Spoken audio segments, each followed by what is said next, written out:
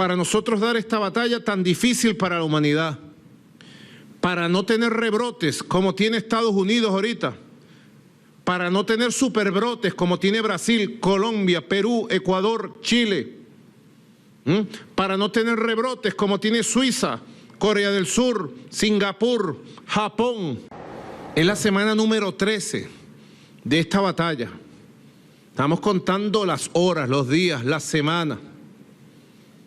La semana número 13. Y vamos a ensayar ya el 7 más 7. Ya cumplimos 7 días de flexibilización. Buena. Y ahora vamos 7 días de cuarentena necesaria para cortar las cadenas de transmisión del coronavirus. Este es el método venezolano. Bienvenidos a las noticias de última hora. La ONU alertó que la situación de seguridad alimentaria en Venezuela empeorará en 2020. La Organización de las Naciones Unidas para la Alimentación y la Agricultura afirmó que la producción de cereales se pronostica muy por debajo del nivel anterior a la crisis desatada por la propagación del coronavirus. Es probable que disminuya y que los requisitos de la importación no se cumplan por completo, pronosticó. En su más reciente informe, afirmó que la producción de cereales se pronostica muy por debajo del nivel anterior a la crisis. Los cultivos están a punto de finalizar y las perspectivas de producción son desfavorables, debido a la reducción considerable de las plantaciones y los bajos rendimientos esperados. La escasez de insumos agrícolas y los combustibles afectó significativamente los rendimientos, que se vieron exacerbados por la disminución de las precipitaciones en el periodo de febrero a abril en las principales zonas productoras del centro-oeste, remarcó la FAO.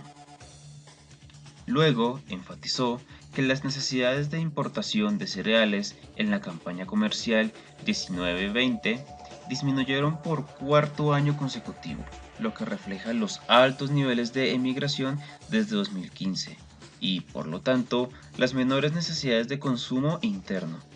Además, la capacidad de importación del país se ha deteriorado debido a la continua depreciación de la moneda local frente al dólar estadounidense y al nivel cada vez menor de las reservas de divisas, luego de la disminución de los ingresos petroleros y la imposición de sanciones internacionales en agosto de 2017.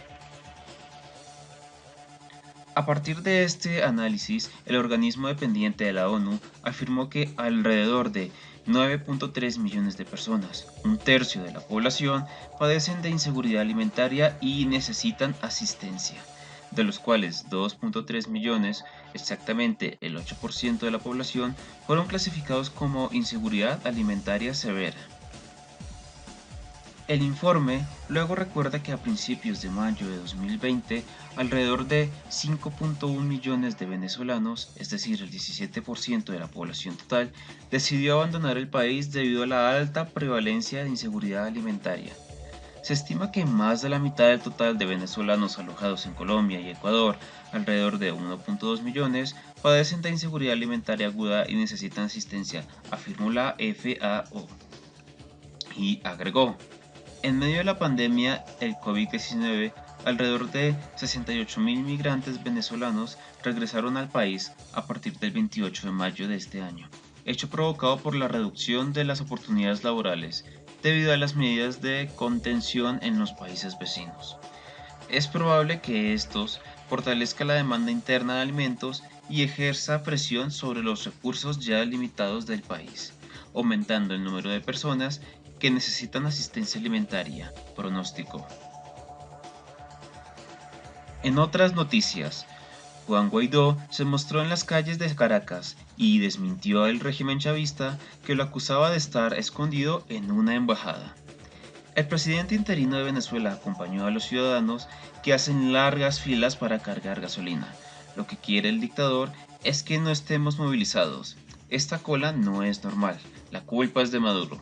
La frustración que sentimos no puede transformarse en costumbre, a rebelarnos, afirmó.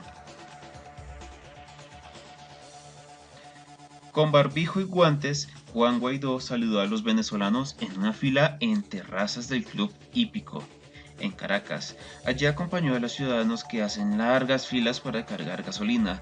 Lo que quiere el dictador es que no estemos movilizados. Esta cola no es normal, aseguró mientras se sacaba fotos con decenas de personas. ¿No estabas escondido?, le gritaban con tono irónico, quienes guardaban para conseguir combustible.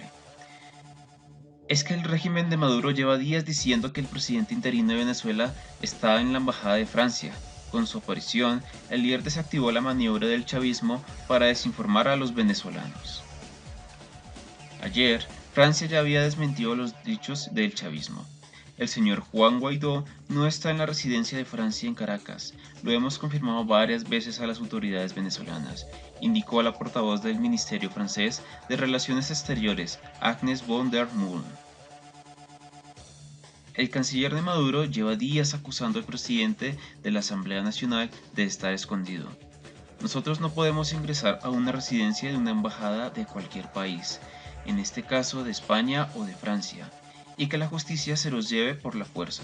No se puede, decía Jorge Arreaza sobre una posible detención del propio Guaidó, o incluso de su mentor, Leopoldo López, quien se encuentra en calidad de huésped en la residencia del embajador español en Caracas desde hace más de un año.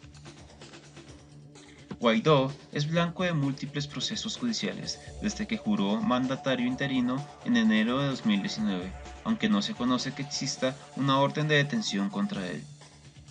Sobre la decisión de la Corte Chavista de despojar al Parlamento de sus poderes para elegir a los miembros del Consejo Electoral, Guaidó afirmó que nada detendrá el deseo de libertad de los venezolanos. El Tribunal Supremo de Justicia, que haga lo que quiera. No hay ninguna sentencia que inhabilite el deseo del pueblo de tener libertad para elegir.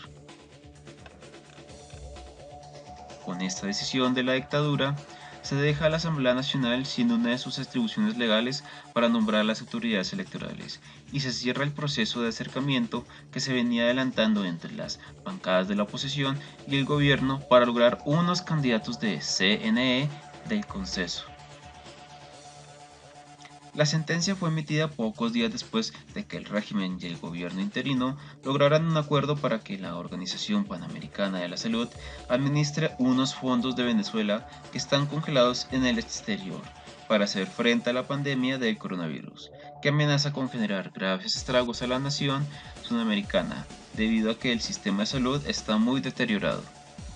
Siguiendo con las noticias, Nicolás Maduro pierde otro de los pocos aliados que tenía en la región Surinam. Nicolás Maduro se queda aún más solo. La dictadura venezolana ha perdido otro de sus pocos aliados que le quedan en la región, Surinam, que el pasado 25 de mayo celebró elecciones nacionales en las que salió derrotado el partido del actual presidente Desi Bouterse, quien buscaba la reelección. Aunque había sido retrasados en la presentación de los resultados definitivos, ya las misiones electorales de la OEA y de CARICOM validaron la transparencia del proceso.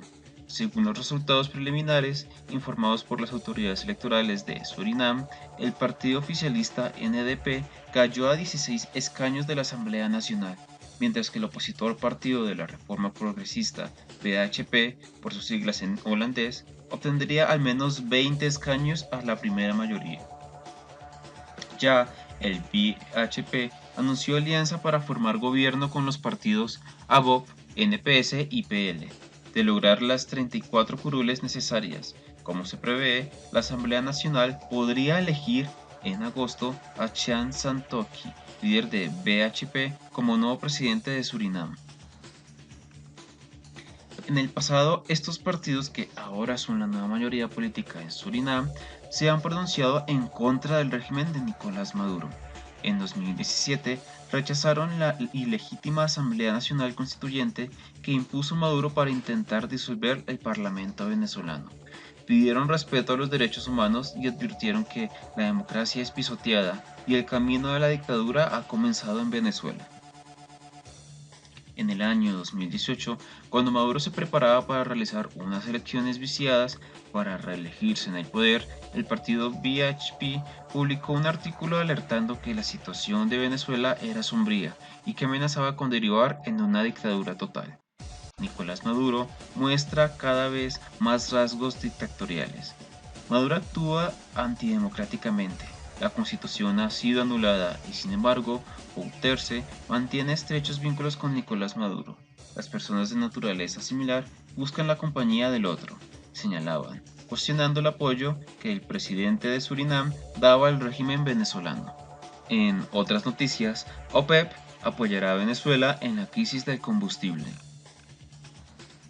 La Organización de Países Exportadores de Petróleo Plus, OPEP, prestará su apoyo a Venezuela para solventar la situación del combustible en el país, afectado por las medidas coercitivas impuestas por Estados Unidos contra la nación suramericana. La información la dio a conocer el presidente de la República Bolivariana de Venezuela, Nicolás Maduro, quien señaló que este apoyo es a través de la adquisición de insumos para reactivar la producción de combustible en el país. Hemos recibido todo el apoyo de la OPEP Plus para resolver el tema de la gasolina, todos los insumos para que Venezuela produzca la gasolina. Tenemos garantizada toda la gasolina que Venezuela necesita y los insumos para elevar la producción para garantizar producir toda la gasolina, expresó el mandatario nacional durante una reunión del trabajo. Vaya pronunciación, ¿no? En este sentido, aseveró que Venezuela continuará con el plan de distribución y despacho del combustible, que inició este lunes. Por otra parte, ratificó su respaldo al acuerdo alcanzado este sábado por los países miembros de la OPEP, en el que se decidió extender hasta julio el recorte de 9.7 millones de barriles diarios de petróleo, con el fin de consolidar la estabilidad en el mercado petrolero. Ayer, se ratificó el acuerdo de recorte de 9.7 millones de barriles de petróleo, saludado por todos los países del G20. Vamos a la estabilidad, recalcó el mandatario venezolano.